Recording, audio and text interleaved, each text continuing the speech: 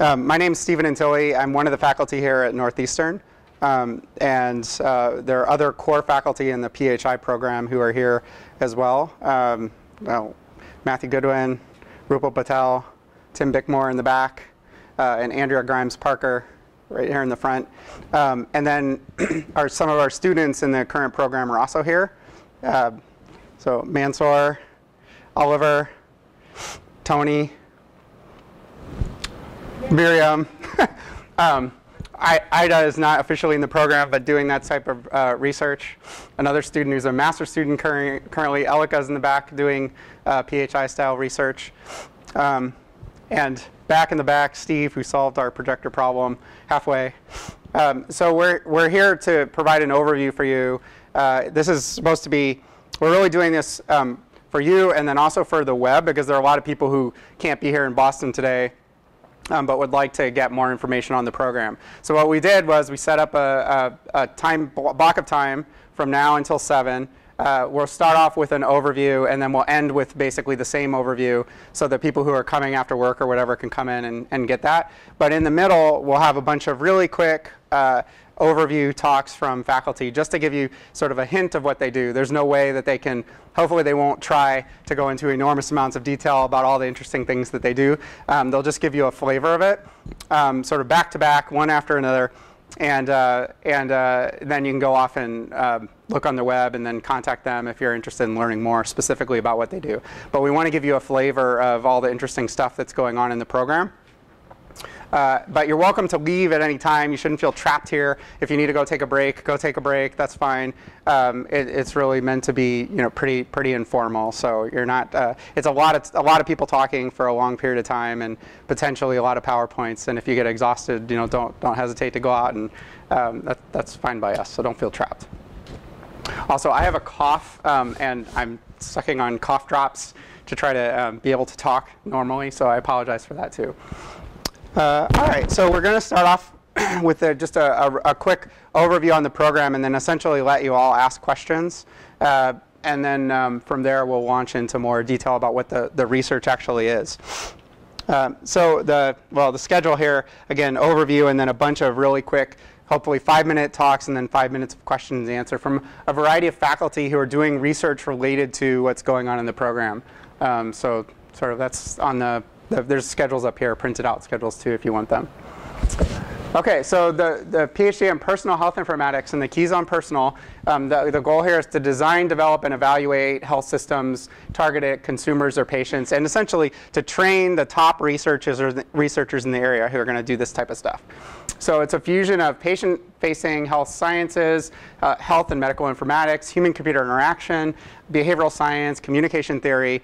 So we're really trying to merge some of the most innovative stuff that you'd see in computer science or information science with some of the innovative thinking in health.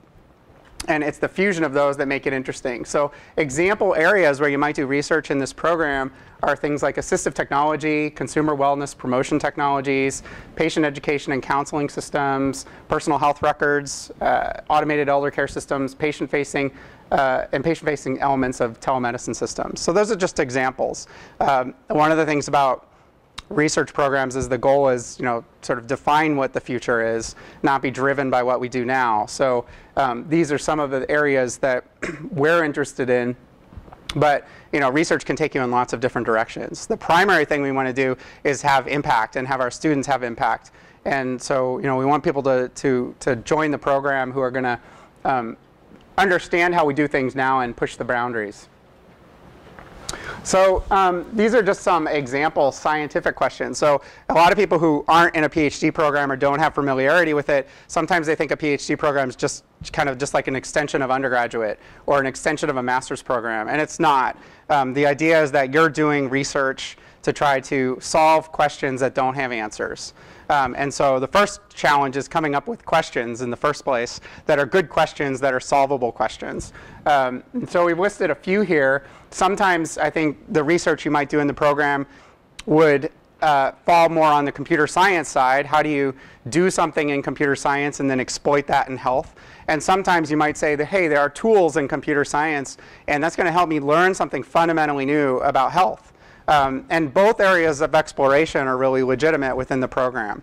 And the faculty involved who have put the program together over the last couple of years, we think that there's a lot of interesting stuff that you could do in this space. It's just ripe for research. It's important area because of the changes that are going on around the world in terms of health and demographics. And there are a lot of unanswered questions. So things like, how does the form and timing of delivery of health information change when you're sort of looking at short-term compliance versus long-term retention in some sort of health intervention? So we've got tons of apps out on app markets, for example, that are sort of consumer-driven wellness technologies. But we don't really understand how to make those things really work, or even if they work.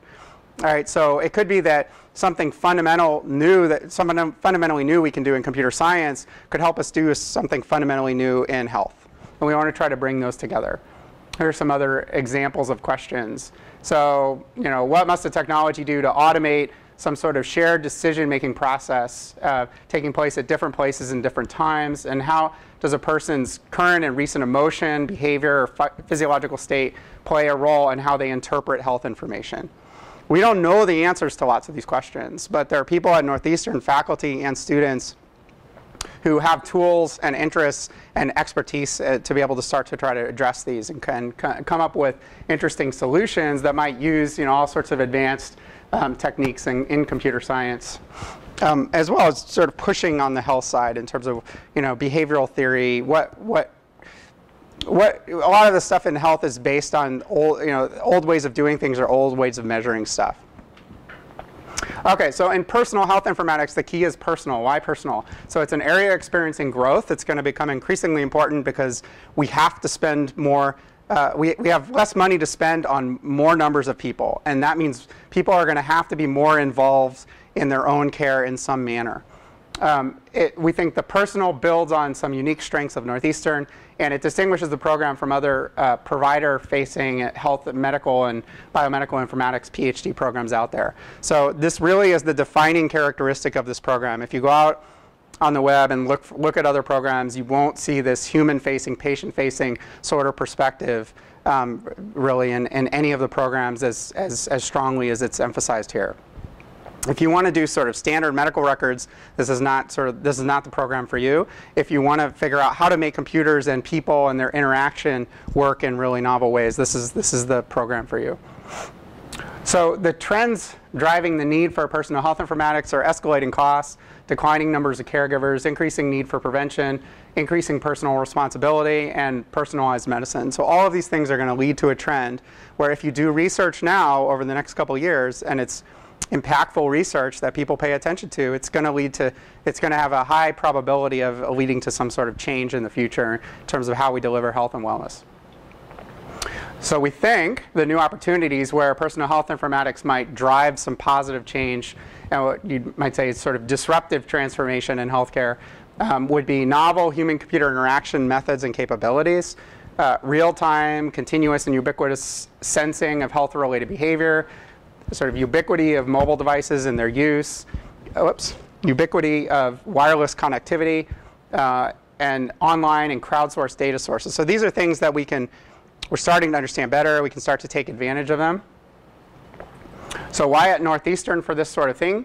There are a lot of faculty here working on this consumer or patient-facing sort of health technology design and evaluation. We have a strong master's program in health informatics.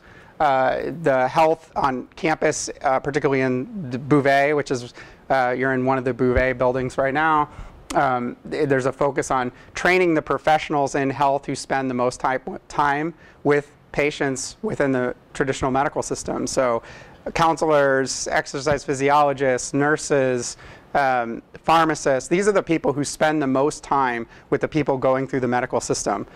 It may be sometimes that the physicians get all the sort of, the star power, but they're not actually the ones spending the bulk of the time in face-to-face interactions. Many of these other professions, people in these other professions are. And many of them are trained here at the university. There are programs for them at the university. The university is also very strong in community-led and urban research, and we have links to top medical institutions in Boston. So you're literally within walking distance of some of the top medical institutions in the entire world.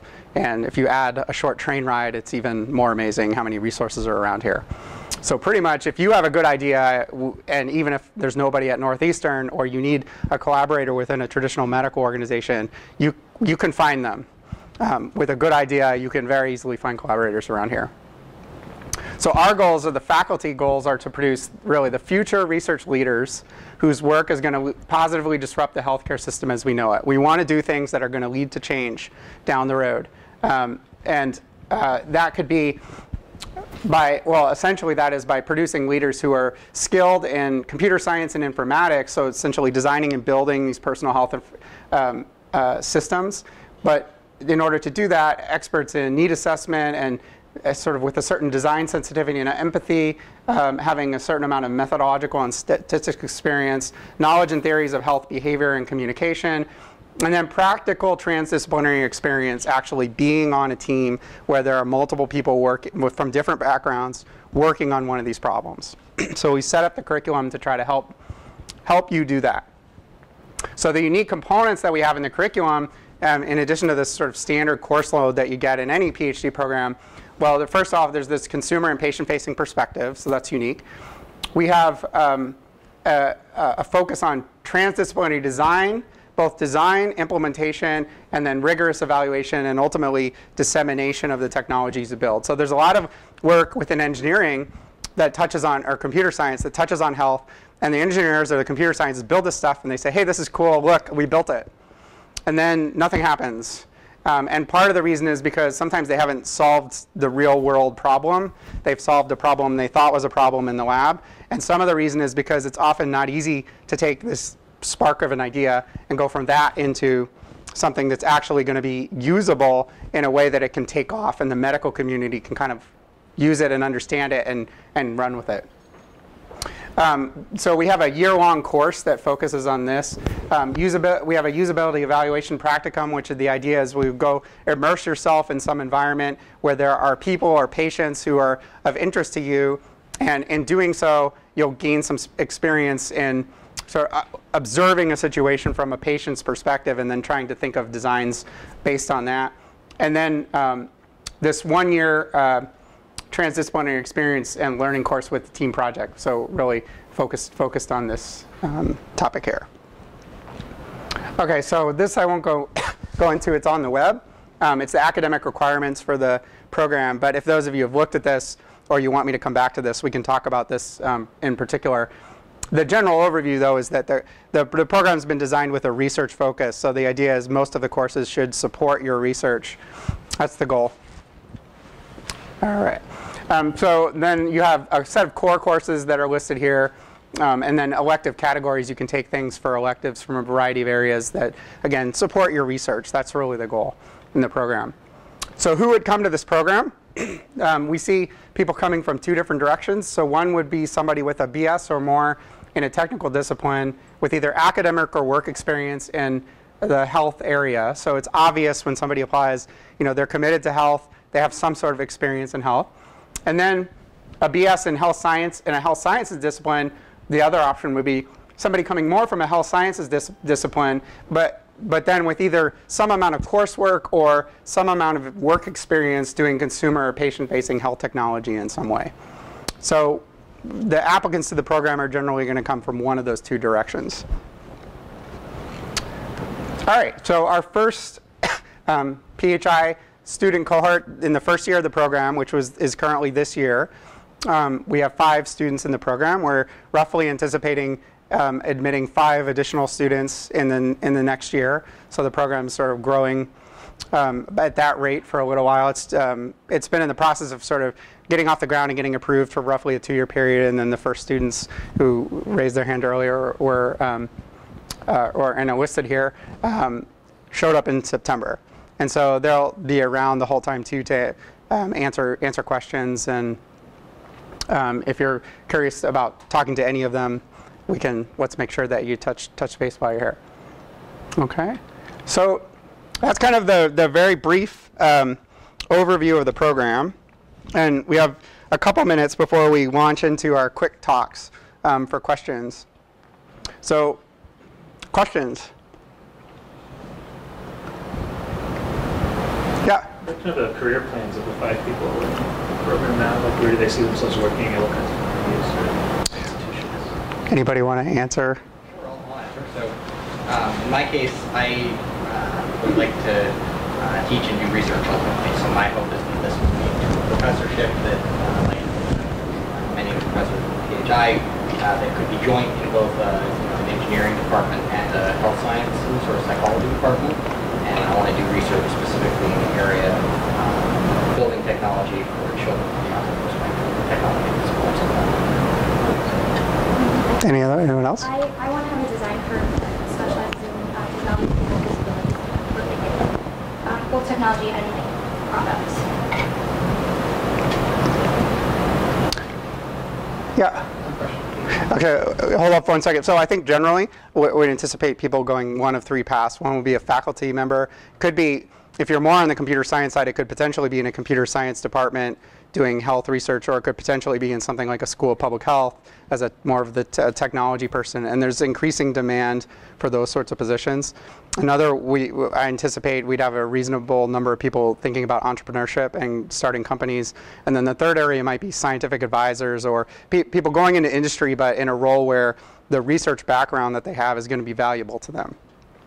So, you know, you've got lots of big, small and big companies right now, everybody from Philips and Microsoft sort of doing some amount of health stuff, and then down to tiny startups with 3 people in them, right?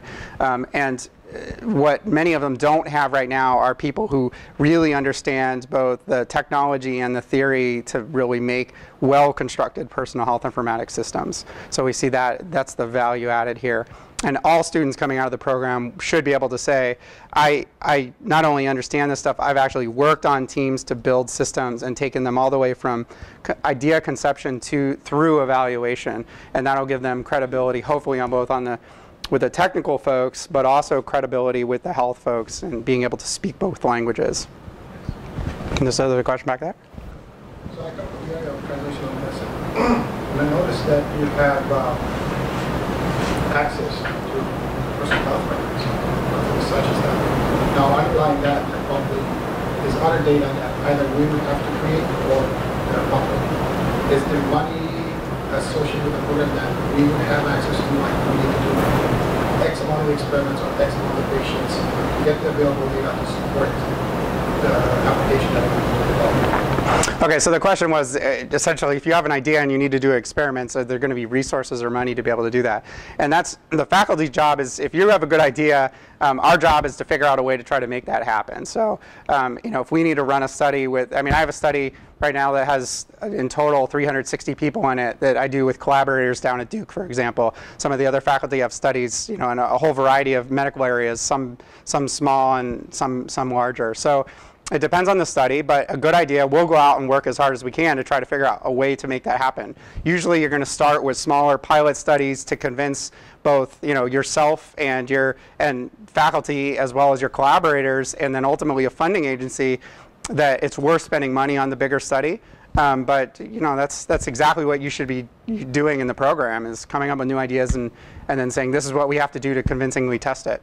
So those health records are currently available or not available? Well, again, we could talk offline. It would depend on the details, right? But we had a speaker come in a couple of weeks ago here who works over at Harvard's Children's, and they do a lot of personal medical record type of research, and they're interested in having collaborators, right? So that's a case where we may not have a data set right now of certain health records, but we certainly know who we can go out to try to get access to that stuff, and you know, we're happy to do that.